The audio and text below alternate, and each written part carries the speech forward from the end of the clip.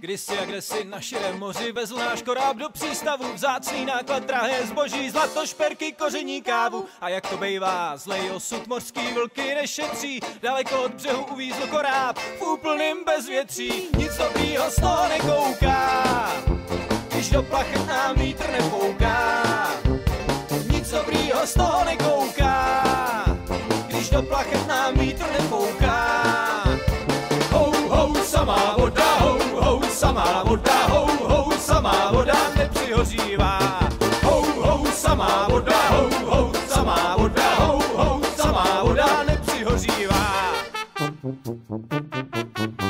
Tak míjejí dny a míjejí týdny a pořád jako na potvoru vlny se hnou, moře je klidný a žádná země na obzoru. Námořníkům kručí břiše hlady, přišli o rozum, vrhají se přes palubu do tlamy žraloků. Nic dobrýho z toho nekouká, když do plachet nám vítr nepouká.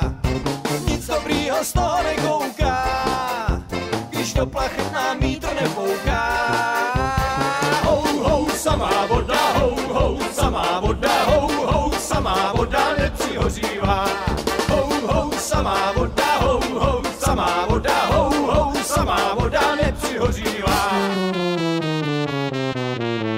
A kormidelník v poledním žáru oběsil se na stožáru, v podpalubí leží tam ožralej kapitán. Kompasy na nic, mapy jsou na nic, zbytečně se vesluje, když není nikdo, kdo by věřil, že ještě rotuje. Nic dobrýho z toho nekouká, když do plachet nám vítr nepouká. Nic dobrýho z toho nekouká, když do plachet nám vítr nepouká. Hou, samá voda, hou, samá voda, hou, samá voda nepřihořívá. Hou, samá voda, hou, samá voda, hou, samá voda nepřihořívá.